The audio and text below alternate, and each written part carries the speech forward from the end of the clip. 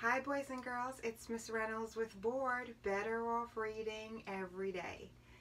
Today is My Girl Thursday and I have a very sweet book for my girl, celebrating her journey out there in the world and sending her sweet love.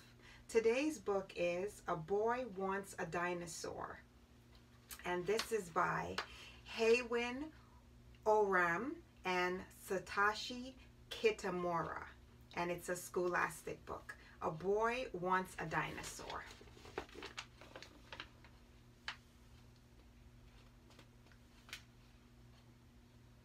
And yes, I know it says a boy wants a dinosaur, and I have a daughter, but my daughter wants a few things too, and she reminds me so much of this little boy, and this little boy reminds me so much of her.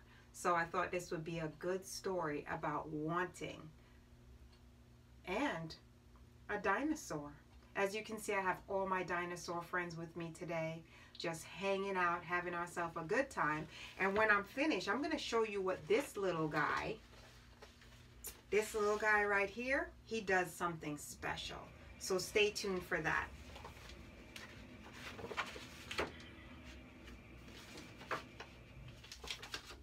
A Boy Wants a Dinosaur.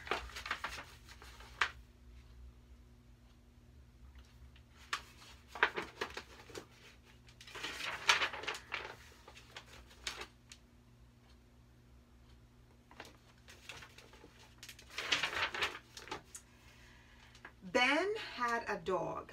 Alice had two snails. Alex wanted a dinosaur. He lay on his bed and cried. "But I want a dinosaur," he sobbed until his grandfather put down his saxophone, put on his hat and coat, and said, "A boy wants a dinosaur this much. A boy should have a dinosaur."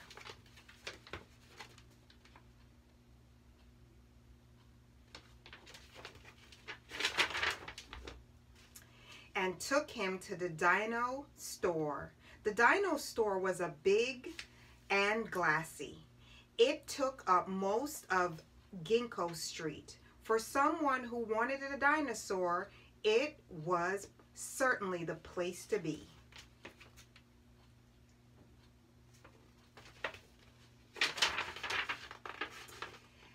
On the first floor were the grown dinosaurs. On the second floor were the young dinosaurs. In the basement, the baby dinosaurs splashed in Dinosaur. On the top floor, the Petrosaurum soared in the Petrosauri. On the third floor, there was everything you could ever need for a dinosaur. Forgive me, boys and girls, I do have trouble with the dinosaur names and pronouncing them, so forgive me. First, Alex thought he wanted a Triceratops. Then he thought he wanted a Fabrasaur. Then, just as he had almost decided on a Diplosaurca, he saw that Maspasaurus and Maspasaurus saw him and came over and rolled on its back and rolled its eyes and licked Alex's hand. "I'll call him Fred," said Alex. "But she's a girl," said his grandfather, reading the sign. "A girl who eats anything, meat and plants. Then I'll call her one who eats everything, but Fred for short," said Alex. And they ordered what she would need, put her on the collar, put on her collar, and led to set off for home.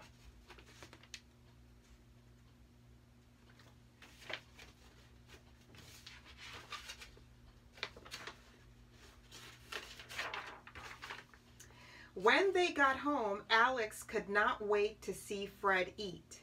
2 bags of fossils soaked in all milk in the fridge, 1 drum of dried club moss tree, 3 sacks of pine needles, the washing, the neighbor's zucchini, a bite out of the next door but one's cat. "Alex," said his mother, "this is really too much." But Alex would not listen. "Not for a dinosaur," he said. For Dinosaur, it is only a snack.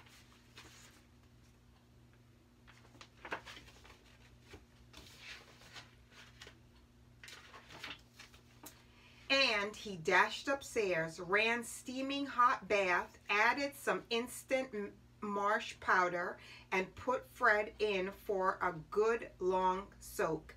Alex called his father coming in from work. A marsh in the house is quite unhealthy. Not for a dinosaur, Alex replied crossly. For a dinosaur, it's perfectly normal.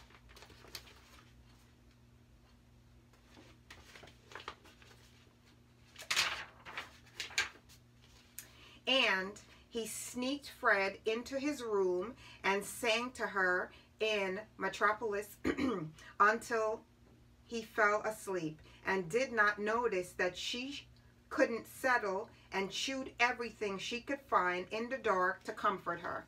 When Alex's mother came in the morning, she threw her hands in the air and sat on the bed stump and wailed and cried.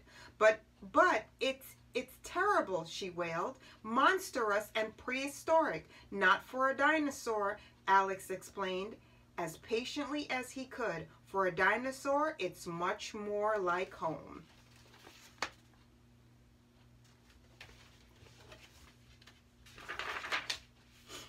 And he dressed and put on Fred's collar and led to set off to school. On the way, Fred spotted a truck turning a corner and bounded into the road and lashed out. The truck driver was furious. "Do you mind?" he yelled. "This is my company's best truck." "Not to my dinosaur," Alex yelled back, losing his temper. "To my dinosaur, it's probably a Tyrannosaurus Rex."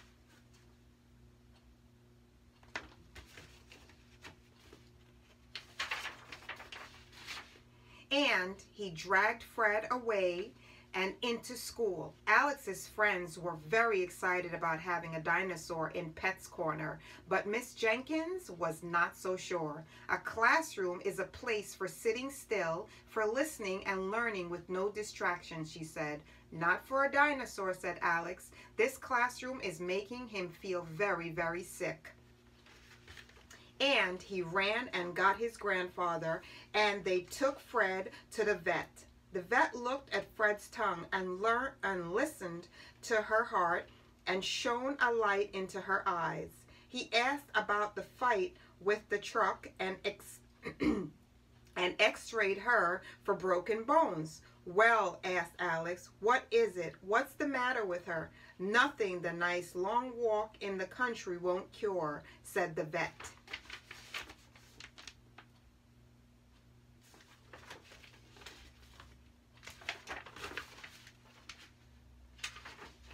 And there, amid the fields of sheep and barns of hay, Fred perked up. She gumbled and lopped and lumbered and strode and would not stop until they reached the other side of a thick pine forest.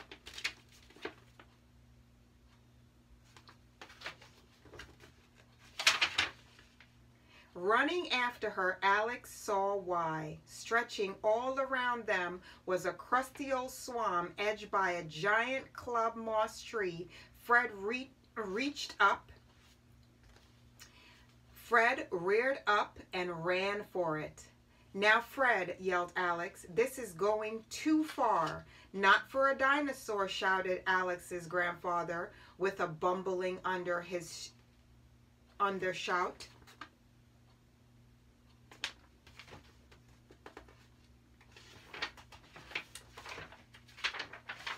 Alex woke up. For a while he lay in the unchewed bed under his unchewed bedclothes and thought about his dreams of a dinosaur. Then he called his grandfather. "Yup," said his grandfather.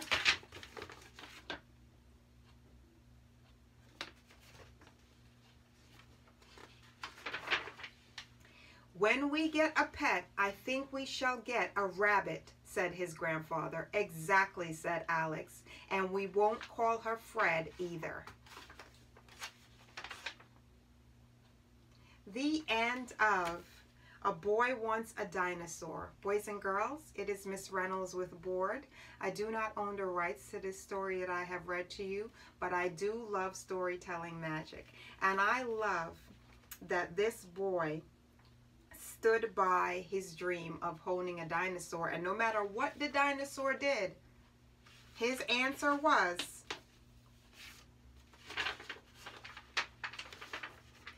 not to my dinosaur. To my dinosaur, it's probably a Tyrannosaurus Rex.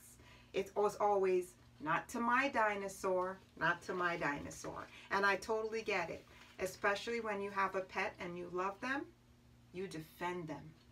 Not my dog, not my cat, not my rabbit, not my fish, not my hamster, not my ferret. None of those things. You will defend that pet that you love no matter what. And that's the love that comes between an owner and their pet. So I know that a lot of us don't really have dinosaurs as pets, or do we? But whatever our pets are, they're looking to us to take care of them, and all they do in return is give us lots and lots of love. So I hope if you're out there, you're taking good care of your pets so they can continue to give you lots and lots of love, like this boy who wanted a dinosaur. And my girl, who over the years has had different kinds of pets. Right now we have a fish, and she's had different kinds of pets, and she has taken care of and loved them all, just like a real mother, just like I do as her mother. So sending you love, my girl Jade, while you're out there on your journey, finding your way in the world. And I want to show you something. Should I show you something first, or should we do our twirl? All right, we'll do our twirl, and then I'll show you. All right, are you ready? We are going to do our board twirl. Are you ready? You're up, right? I always have to make sure you're up. So you're up. So here we go.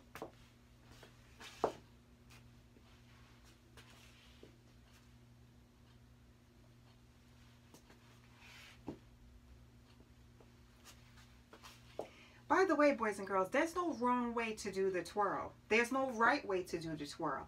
It is just a board twirl. It's just me saying, we just read, we've been hanging out, let's get up and shake our sillies out.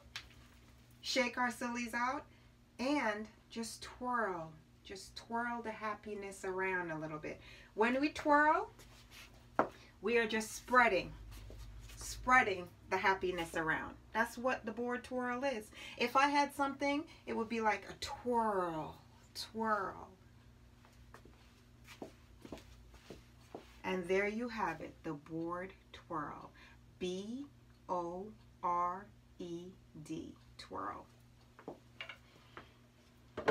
Now, boys and girls, for the nitty gritty, I want to show this to you.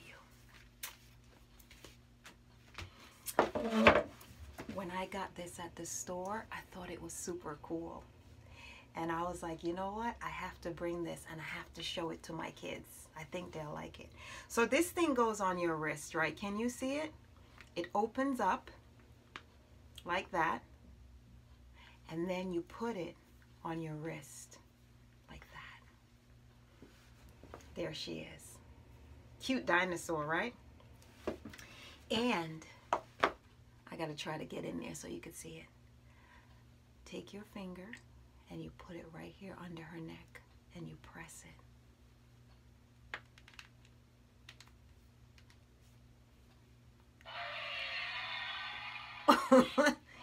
You hear that?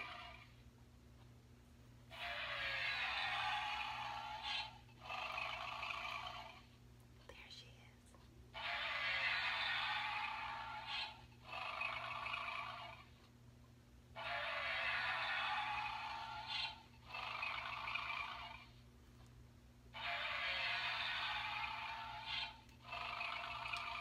is. Is that not the cutest? Now, boys and girls, I did pick this up at my local Rite Aid. Yep, that's where I got it. And I think it's one of the cutest things. And I love the sound that it makes. And I hope that you're having that kind of a day. What kind of a day?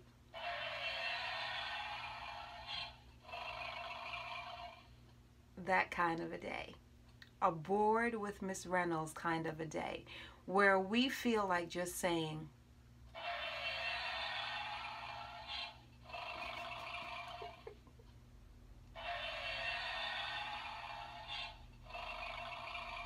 bye, boys and girls.